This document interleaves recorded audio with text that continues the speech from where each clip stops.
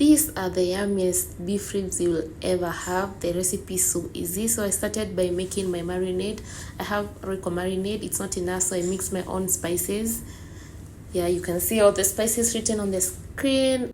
To the marinade, I also decided to add some Lion salad dressing because it was almost expiring. I have this 1 kg ribs from Naivas, so that is me just immersing everything into the juicy marinade. I am poking the ribs just to make sure the marinade goes into the meat, and it takes a shorter time to marinate. So I marinated for 20 minutes, and trust me guys, it tasted really nice. Though if you marinate for a longer time, it will make more sense. Look at the juicy marinade, guys.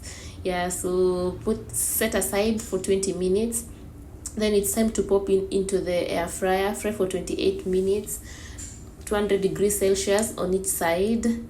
Yeah, and when you're done, the beef ribs will be looking really nice, really juicy. Like, look at that, look at the fat to meat ratio. Like, this was so perfect. Definitely trying this out again. I'm so happy I have this air fryer.